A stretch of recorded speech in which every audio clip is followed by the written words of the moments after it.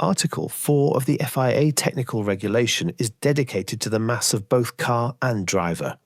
Specifically, Article 4.1 says that the mass of the car, without fuel, must not be less than 798 kilograms at all times during the competition. Further clarification was provided in Article 4.2, with the governing body allowing an error margin of just 0.5 kilograms.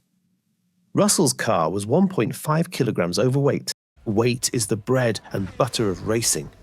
The usual estimate is that Formula One cars gain 0.03 seconds per kilogram. But since George had 1.5 kilograms less weight, it meant he was at least 0.045 seconds quicker per lap. However, the Spa circuit is the longest track in the calendar. In fact, it is more than twice the length of the track in Monaco.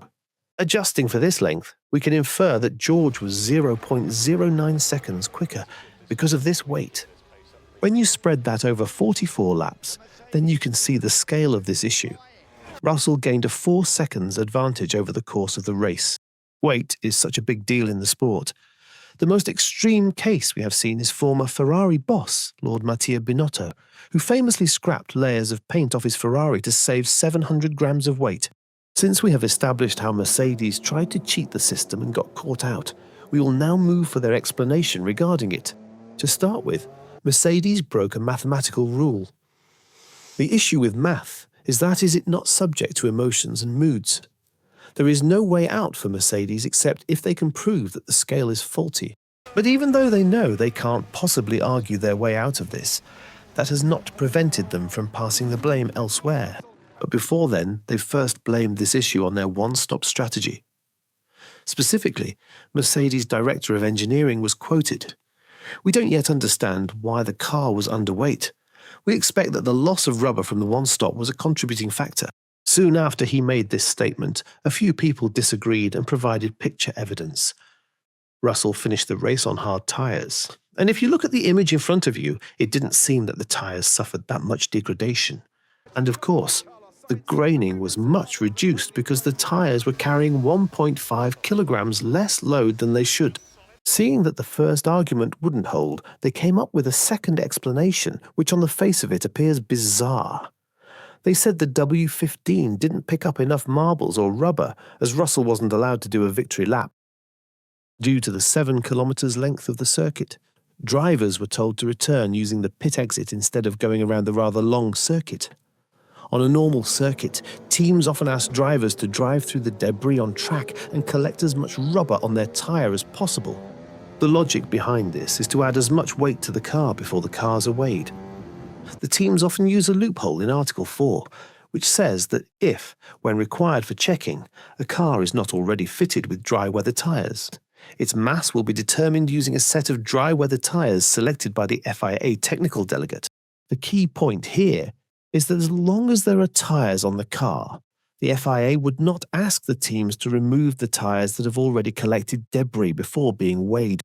But Mercedes blaming the fact that Russell's car was not allowed to collect debris is another weak argument. However, before we dispel it, we would like to show you the thermal imaging of the tyres during a race. The normal TV cameras can only show that a car is undergoing degradation or graining, but under thermal imaging, you will begin to see how different portions of the tyre reach extreme temperatures depending on whether the driver is speeding, braking or cornering. On the straights, if you look at the cars ahead, you would see that the rear tyres are heating up while the front tyre is cool. But this temperature change is reversed during braking. The front tyres heat up, and the tyre taking the bulk of the load gets even a lot hotter. This heating and cooling cycle continues throughout the race. The other point is that racing tyres are not like our normal tyres. Their optimum working temperature is way past the boiling point of water, and this makes them especially sticky by the end of a race. The implication for this stickiness is that bits of rubber that have scattered all over the track during the race is able to attach to the tyres. And when all 4 tyres takes up enough rubber, that can add quite some weight to the car.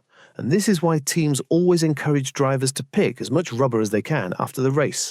However, due to the unique length of the circuit in Belgium, coupled with the fact that the vast majority of the circuit is just forest with no spectators, and because it just saves everyone's time, Drivers were ordered to return to the garage via the pit exit. This in turn meant that Russell couldn't pick up rubber to add weight to his car. But this is still another ridiculous excuse by Mercedes, and the facts are there to back it up. As you can see on your screen, Russell wasn't the only one who did the one-stop strategy. Alonso and Tsunoda also did the one-stop, and their car was never underweight. At the end of the day, and no matter how sad this must be for Russell, he must understand that the team let him down. He unfairly gained 4 seconds over everyone else due to his car being 1.5 kilograms lighter, and a lighter car means less degradation. This is 100% the victory of Lewis Hamilton. He deserved every bit of it, drove like a champ, and never put one foot wrong. Share your thoughts in the comments. This is Front Lockout, signing off.